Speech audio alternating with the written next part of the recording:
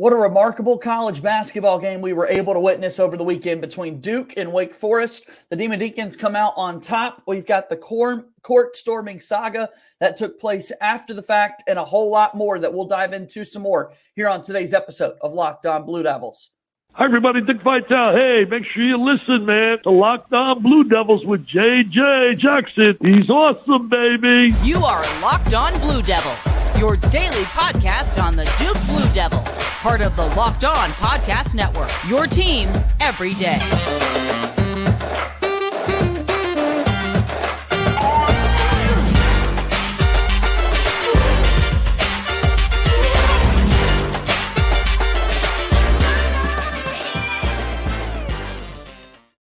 Hello, everybody, and welcome into another episode of the Locked On Blue Devils podcast. My name is JJ Jackson. It's so great to have you here with us on this Wednesday, February 28th, 2024. Excited to talk about everything going on in the life of Duke athletics with the focus of Duke men's basketball, who gets set for a game tonight taking on Louisville. Duke had an epic game over the weekend against Wake Forest, where unfortunately the Blue Devils came up 4 points short. We've talked a lot about the court storming situation that followed after the fact, and we have to talk to our friend Conor O'Neill from the Devils Illustrated. As promised, he's back with us here on today's show. If you have not done so already, please be sure to follow and subscribe to Locked On Blue Devils for free, wherever it is you get your podcasts. Leave us a 5-star rating and written review. Also, take a moment to subscribe to our YouTube channel. Your support means a whole lot to us over there on YouTube. Hit that subscribe button, like this video, share it with your friends, do all that stuff to help us out there. So without further ado, excited to bring him on in. Here he is, Conor O'Neill from the Devils Illustrated, here to join us today. How are you, my friend? Doing all right. How are you? Doing well. Thank you for asking. Excited to kind of get back into action a little bit later today with Duke, their next game coming up here against Louisville. And there are some injury concerns that we'll be able to get to here in just a little bit. But we got to talk about what took place on Saturday. I mean, we teased it. This is the Conor O'Neill invite that we were able to witness. And you put on quite a basketball game, I must say, Conor. Wow, that was fun to watch between those two teams. Yeah, I need to figure out where to pick up. Don't fight promoters get a percentage. Yeah, there you go. The purse, right? Like I need to figure out where to pick up my cut. I did not invite like 3,000 Wake fans onto the court. Let me be clear about that one. No, it was a great game. Like I said on Twitter, like I've said a few times, that's the best game I've seen all year, and I think it's better than any game I saw last year. And the one that comes to mind as far as being its rival was the Duke-Miami game in the ACC tournament semifinals. And that one was, at least in my mind, marred a little bit because Norchad Omier played all of 1 minute in that game, and Miami was kind of able to hang around because they had a ton of tough shot makers. But yeah, I mean, just all kinds of momentum swings. It was one of those games. It kind of felt like a Duke Carolina game where every bucket felt like it was a momentum swing in and of itself. There's just such high level basketball being played that you kind of didn't want it to end, or you wanted another 5 minutes of it with some bonus time. But Wake pulls it out. Duke had some execution issues down the stretch, and I pointed out like it was so kind of weird in the moment to have such a high level game be determined by some boneheaded mistakes. Like Jeremy Roach, I think, dribbled off of his foot or his hip there at one point. Tyrese Proctor missed Kyle Filipowski in transition when it's a 2-point game. Wake, for their part, had an alley-oop they threw off the backboard. They had a 85% free throw shooter miss the front end of a 1-and-1 that kept Duke alive. So it's kind of weird to come down with a few mistakes there at the end in what was a high level game and still was a high level game, but just a hell of a game. And I think it's one of those games that, you're disappointed Duke lost. Losing certainly doesn't do Duke any favors in the standings, but I also think it's an experience that you carry into March and get better from. Like, I think you learn from that kind of game and kind of carry it forward and carry the lessons forward. And it can be a quote unquote good thing that you lost the way that you did.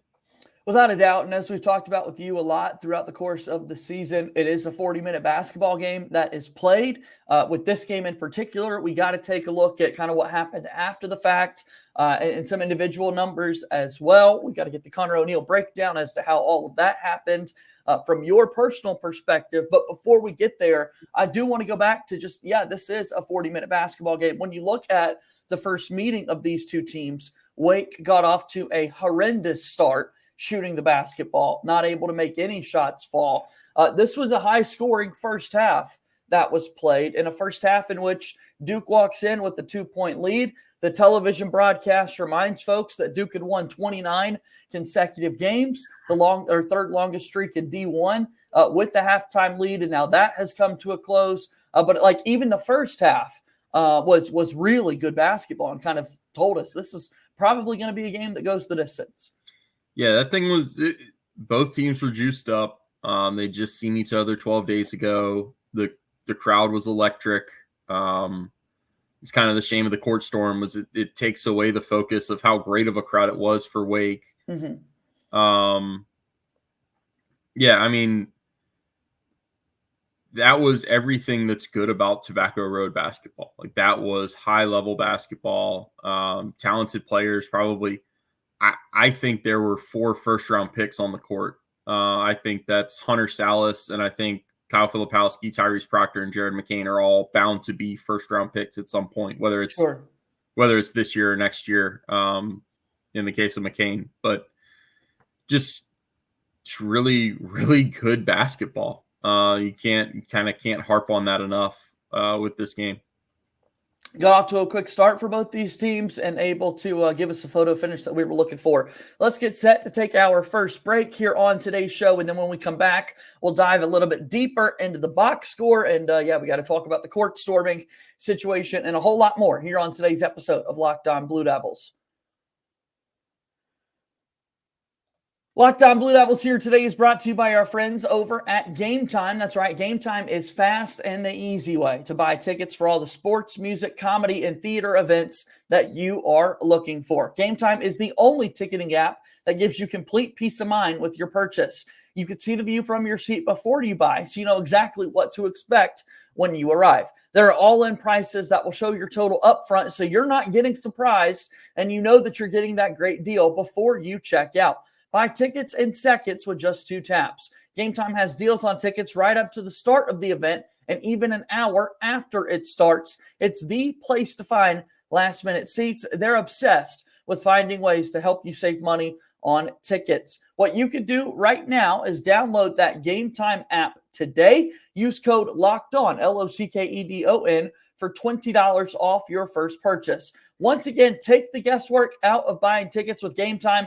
Download Gametime today. Use code LOCKEDON, LOCKEDON, for $20 off your first purchase. Download Gametime. Last-minute tickets, lowest price guaranteed.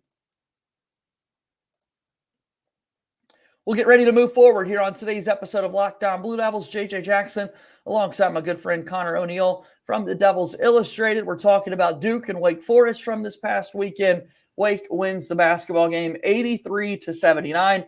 Again, a 2-point lead for the Blue Devils at the break, but Wake comes out on top in the second half. Hunter Salas, outstanding for Wake Forest. Kyle Filipowski, Proctor, McCain had a lot. Roach had good offensive games as well. When you look at some of those team numbers, Conor, were there any in particular that jumped out to you in a game like this? Yeah, the number one is Wake shooting. I had thought it was actually 17 of 23 in the second half. It's 16 of 23 according to this box. That's the one. And making all 5 of their threes, and they're 5 threes that I can recall right off the bat, right off the top of my head. And the game was 4 days ago. It was like 3 Hunter Salas threes in the first few minutes of the second half, where he's just wide open out of kickouts from the post. And then an Andrew Carr 3 and a Cam Hildreth corner 3 there in the closing minutes. That the 2 threes that Carr and Hildreth hit were actually the only like sustained run of the second half for either team, and it was 6-0 just on the strength of 2 buckets. The other part, kind of don't like singling out any one player, and I've written and said that any one player and any one play does not win or lose a basketball game. Sure. Mark Mitchell going from, I think, 23 points, 8 rebounds in the first game against Wake to 6 points, 4 rebounds in this game. I think he was minus 18 or 19. Right. That hurts. Wake did a really nice job defensively on him, limiting him in the ways that he was able to get after them in Winston-Salem. A lot of it in Durham. And a lot of it had to do with being able to play Andrew Carr 34 minutes and only playing Damari Monsanto 6. Monsanto is kind of playing an undersized 4 for them, and he's really limited in mobility. And Mark Mitchell took advantage of that in the game in Durham and tied his career high. This game, he wasn't able to have the same success against against Andrew Carr, and to tout the Mark Mitchell double-digit tracker, like Wake is 30 or it's a confusing game for me. It's absolutely. Duke is 30-3 when Mark scores in double figures. The inverse of that is when he plays and scores in single figures, they're 16-10. So it's a winning percentage differential of like 91 or 92% to about 61 or 62%. I think 16 of 26 is. So it's, you don't want to lay it all on the feet of Mark Mitchell, but that's the stark difference when I look at why this was an 8-point Duke win and why this was a 4-point Wake win on the other side of it. Yeah, I think everything you're saying is fair. When you look at this basketball game for both of these teams, and Mark Mitchell's impact for Duke is certainly something that oftentimes flies under the radar. But then when you sit and think with it for a little while, you're like, man, yeah, there's a big reason why he's a part of this team and the success that he brings. Dead even in points in the paint for both of these teams, 26 points in the paint. Duke did have a slight edge on the glass, winning the rebounding battle 28-20 over Wake Forest. But then that just goes back to the shot making, man. I mean, Duke basketball lost a game where they were 11 for 25 from 3-point range. Wake over 50%, going 9 of 17. Like, that was just a shooting display from both teams over the course of both halves. Yeah, and I wrote all about the 3-point trends and said that something was going to have to give. Duke had been running people off the 3-point line. Wake has been making they had come into the game making 50% of their threes in their last 5 games. Now they're over 50%, obviously, with going over 50% in this game. They've just been ridiculously hot and comfortable in their building. And if you need any more evidence of that, they just lost a game at Notre Dame.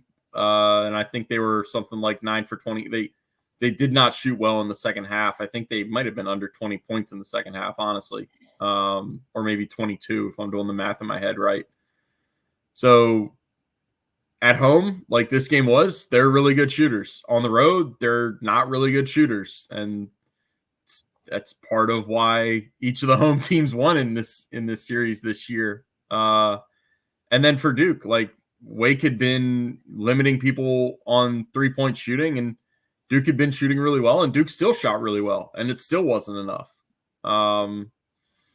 Yeah, there was always going to be something to give with 3-point shooting in this game. Yeah, to your point, last night, Wake Forest falls to Notre Dame by 5, and then we'll see Duke back in action a little bit later today inside Cameron Indoor when they take on Louisville. Before that happens, though, after this game goes final, the court is stormed in Winston-Salem. We've been talking about it for a few days, but I got to hear from you, Conor, just what you saw in all of the chaos and the action and just any lingering thoughts that you've had in the days and hours to follow with what took place following this basketball game. Yeah, so I had the thought when it happened that the fans were out there really, really fast. Like Cam Hildreth is going up for a dead ball, Dennis Smith Jr. type of layup or dunk. And I noticed that. Yeah. I was honestly like, my first thought after, okay, the game is just over, was like, is Cam Hildreth going to land on somebody? Because he's up at the basket right now, and he's kind of in no man's land with people streaming onto the court. Then I've got to shout out Josh Graham, radio host here in the Triad, he pointed out to me and a couple others on press row that Filipowski was going down the tunnel and being helped.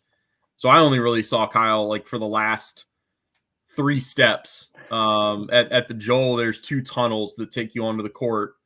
One of them is right under us where we sit in media row, and that's the tunnel that Wake uses behind the basket where Wake shoots in the second half. The other one is directly behind the visitors' bench. So one of the things that I've pointed out is visitors at Wake should have one of the easiest paths to get off of the court because the tunnel is literally right there behind the bench. You see it. You can probably see it on TV. Yep. So that's where I think, and I'll take you back. I got to the Joel about 2.5 hours before the game, and there weren't many people there, especially media wise. Yeah. But I went out and talked to Wake's play-by-play on the radio guy, Stan Cotton, and Brian Hall with WFMY in Greensboro. And I think it was Stan who had said, well, you just missed it. They practiced their court storming. They practiced for the court storming was basically the thing. And, you know, through all the chaos and through all the kind of self-loathing that I had to write about the court storming to the extent that I did, I reflected on that on Saturday night and was just like, well, they didn't practice well enough. Yeah. or something got lost in translation between the, you know, when they practiced it at like 11:15 in the morning and when it was about 4:15 in the afternoon. No doubt. I don't think court storming should be banned. I think that, you know, I had the idea to write a column and it lasted for about 15 minutes and then I punted. I was going to say in the column, so I'll just say here, I actually think court storming is kind of important because the divide between student athletes and regular students at schools is lengthening by the day, basically. Like the gap is growing. And so I think court stormings do give students an opportunity to kind of get on the level with the classmates who are also basically professional athletes at this point. I like that about college athletics. Like I like that you don't see court stormings in the NBA and in the NFL. Like I think it's a cool thing to do. And I'm not gonna say that they should be banned forever. So I guess I disagree with John in that. I just think there's such a safer way to go about it. And that's where like Wake's mechanisms failed and they failed Duke. And you have a statement from John Curry. You have Steve Forbes saying that they failed Duke. And that's where the apologies come from. That's where the discussion needs to happen. My conclusion is basically, I think the best thing to do would be a shot clock. I think you throw 15 or 20 seconds on a clock when the game ends. I've for more than a decade, I've been in favor of ending handshake lines. I think they're worthless. I don't think anybody has gone through a handshake line feeling one way and come out of it another way. I just think it's this ceremonial thing that we can leave by the wayside. So you remove that obligation. You put 15 or 20 seconds on the clock and say, visiting team, you have this long to get off the court, and then all hell is going to break loose. I don't think that takes away from the excitement. I really don't think that takes away from the celebration of it. And I think that keeps everybody safe. I think that gives the bench a chance to clear out. I think that's the best way to do it. I don't think what we're doing now with, John referenced on Monday, the Arkansas situation, and Arkansas had it roped off and they were never in danger there, even though they stormed the court. Man, those security guards, they're just like, you don't want to rope them all into the same demographic, but most of the ones that I see at the Joel, most of the ones I see at Duke, well, a little bit to a lesser extent, these are like people in their 50s and 60s that are just picking up an extra shift and trying to make a couple extra bucks. Enjoying a cool experience of being in the venue. Yeah. Like these are not the type of people that you're saying, hey, you've got to prevent 2,000 drunk college kids from getting somewhere where they really want to go. Right. That is not going to ever, that should not ever be a part of their job description. They're the people that tell me what hallway I can't go down, and I'm just one media member that wants to go somewhere. So I think that's the best way forward. I don't know what will happen. Where I've kind of shoved things to the back burner in my mind because Duke's next 2 games are at home. Duke's only other road game of the year. That's got all the makings of a court storm too. Like NC State, I don't think NC State will ever beat Duke at home and not storm the court, honestly. So that's another combustible situation that we'll have to keep our eye on Monday night. We will indeed. We've got a game to talk about tonight for Duke as they get ready to take on Louisville. There are a few injury concerns for this Duke basketball team, and we'll do that, and we'll wrap up our show after one more timeout here on today's episode of Locked On Blue Devils.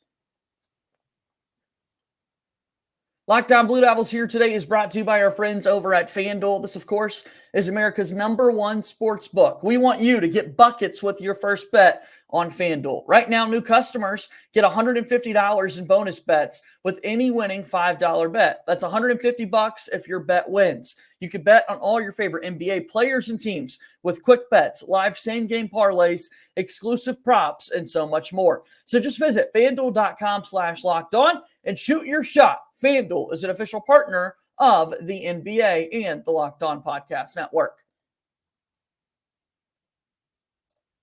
Found a few moments here on today's episode of Locked On Blue Devils. JJ Jackson alongside my pal Conor O'Neill from Devils Illustrated. Check him out, duke.rivals.com at Conor O'Neill _DI on X. All right, tell us what's coming up here for Duke. They've got a game against Louisville. People immediately concerned with Kyle Filipowski as he was exiting the floor on Saturday. And then Caleb Foster's name is kind of up in the air as well. How did we get here with all of this, Conor? Catch us up to speed. Yeah, so I think everybody's seen how Kyle Filipowski got hurt. Just a time or two. Right. I think if you just happened to be breezing by ESPN in the last few days, you saw a clip of it. So to give you a little bit of inside baseball, I did not go out in the hallway to see Kyle Filipowski with the ice wrap on his knee. I stayed in the press room for John's press conference. Then I stayed for Steve Forbes' press conference, and Wake brings players in there. So, I've got 4 bases that I'm never going to be able to hit a grand slam. Right. I can at least get a 3-run homer if I stay in the press room and get Wake players and both coaches. So John said it was an ankle. John misspoke in the craziness and hectic nature of Saturday. I don't know why that has turned into a Duke was lying about the injury because he said the wrong body part. That, to me, that's one of the most silly things about this whole situation. So it's a knee injury for Kyle. John said he's sore. He did not need an MRI. And he said, I think Monday night it was. So based on Monday's practice, it sounds like Kyle was able to do some things, but he said he's not himself. He's just not feeling himself. So they've had Tuesday at this point, and then they'll have a pregame ramp up to see if Kyle can. I would think it's just pain tolerance at that point. See if he can go. See if he can play through it against Louisville. Caleb Foster, it seems like, is in a different place, and it's not a good one. He played about 4 or 5 minutes of the second half and had 1 turnover and had a really good first half. And at some point picked up a foot injury. And I still don't know where it was. I don't know what play it was. Maybe it was the turnover. I'm not even sure. I don't recall. Yeah. He did have an MRI. And John said on Monday night he's not optimistic about him playing this week. So that means probably not tonight and probably not against Virginia. It seems like it'd be a little bit of a pleasant surprise if he plays in either game. So that's Duke down a guard, and that means a Duke team that's played 3 guards all year has 3 guards that they trust to put in game situations and play. So whether Kyle Filipowski plays tonight or not, I think you're going to see a little bit of a different rotation with Duke, and where they sometimes have to play with only 2 guards on the court. Jalen Blakes was not good in his very limited time on Saturday. He's not been very good for most of the season, not bringing the same kind of niche stuff that he did last year. So you're going to see, I think you're going to see a little bit of Mark Mitchell back at the 3 and Kyle Filipowski if he plays at the 4, or it's going to be Sean Stewart and Ryan Young and a little bit of TJ Power in there. Yeah. And they'll have to figure out a way to piecemeal it together. Excited to see it all come together, and excited to be watching and reading your coverage as well for the action tonight, and then coming up for a big one on Saturday against Virginia. Conor, as always, the time is so greatly appreciated. Remind folks one more time where they could see all your stuff. Yeah, Devils Illustrated is duke.rivals.com, and I'll be at Cameron early today and tracking, everywhere that you don't need a fingerprint scan to get into the hallway. I'll have some updates on Twitter. You're the best. All right, Conor, we'll talk to you again soon. Thanks for the time today. Thanks, JJ. All right, that's Conor O'Neill joining us here on today's episode of Locked On Blue Devils, and that's going to do it for our show here today. Who's playing tonight? That's the big question for this Duke basketball team. Hopefully, they can pick up a win over Louisville. That'll do it for today's show. As always, go Duke. I'll talk to you tomorrow. My name is JJ Jackson. Thank you and good day.